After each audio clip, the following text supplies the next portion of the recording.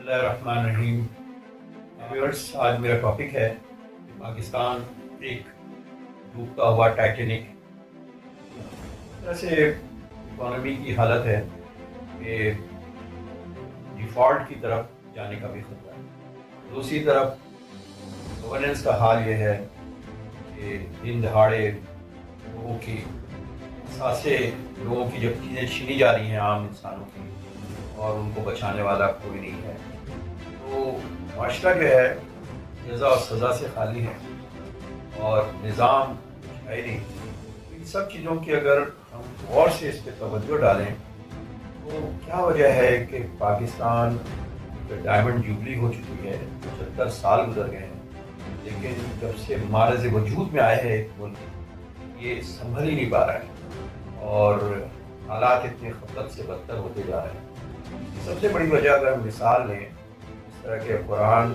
میں جو واقعات فرعون کے ہیں، اور فرعون جو ہے کوئی ڈائنیسٹی کا کوئی ایک فرعون نہیں تھا، تو اس کی جو قوم جو حالت تھی وہ فرعون کے، اس وقت اس قوم کی وہی حالت ہے۔ یہ غلامی کی وجہ کر ان کے اندر اتنی بد اخلاقیاں اور بدعمالیاں پیدا ہو گئی تھیں۔ موسیٰ علیہ السلام جو اللہ کے حکم سے وہ یہ بات کہہ رہے تھے کہ یہاں سے ان کو اللہ تعالیٰ حکم دے رہے تھے کہ ان کو کنعان کی طرف لے کے جاؤ مصر سے، اور وہ اس کے لیے تیار نہیں تھے، وہ اتنے بزدل ہو چکے تھے، اور تو اس کی وجہ صرف یہی بتائی جاتی ہے۔ پھر اللہ تعالیٰ کا حکم ہوا کہ ان کو اسی مصر میں ہی 40 سال تک ریگستان میں مارے مارے پھرتے رہے۔ اللہ کا حکم ہوا کہ ان کی اگلی نسل جو ہے وہ اس کے لیے تیار کیا جائے گا، وہ جائیں گے جو حکم دیا جا رہا ہے۔ تو تقریباً اور اس کی وجہ صرف اور صرف یہی تھی کہ غلامی کی زندگی کے اندر رہتے رہتے انسان کے اندر بد اخلاقیاں اور بدعمالیاں پیدا ہو جاتی ہیں، اور کچھ یہ اسی طرح کی صورتحال پاکستان کے قوم کا بھی ہے کہ 300-400 خاندان ہیں جنہوں نے قبضہ کیا ہوا ہے اس ملک کے وسائل کے اوپر۔ وہ ایک کلب کی شکل میں ہے،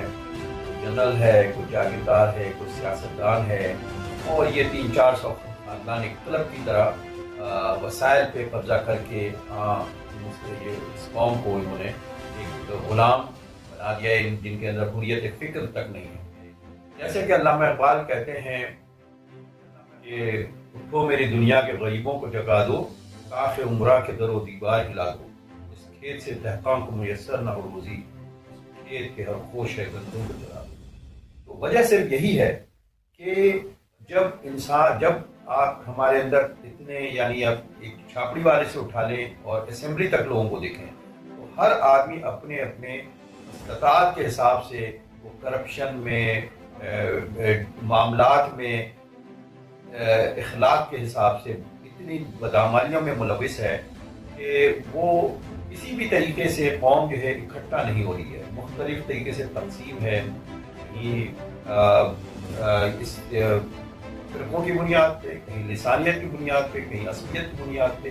ورنہ جس ملک میں اتنی مہنگائی ہے، یعنی عوام کو نچوڑ دیا گیا ہے، اس کے باوجود عوام کو ٹیسٹ کرنے تک نہیں نکل سکتے۔ ورنہ یہی واقعات اگر دوسرے ممالک کو ہم دیکھیں جو ترقی پسند ممالک ہیں، وہاں لوگ ملینز آف لوگ پروٹیسٹ کرنے نکلتے ہیں، اور سب کا ایک کنزیومر ایسوسیشن ہوتی ہے، سب کا ایک ہی آبجیکٹیو ہوتا ہے، لیکن ہم ایک دوسرے کے خلاف ہی ایک دوسرے کو ہم ختم کرتے ہیں۔ تو کہنے کا مطلب یہ ہے کہ عوام جب تک کہ نہیں اٹھے گی، عوام جب تک کہ یونائٹ نہیں ہوگی، اس ملک کا مسئلہ حل نہیں ہو سکتا ہے، اور نہ گورننس ہوگی، نہ انصاف ہوگا، اور جس معاشرے میں جزا و سزا نہ ہو، پولیٹیکل انسرٹینٹی رہتی ہے، اور یہ اسی صورتحال سے گزر رہے گا۔ امید ہے کہ اللہ تعالیٰ حالات کو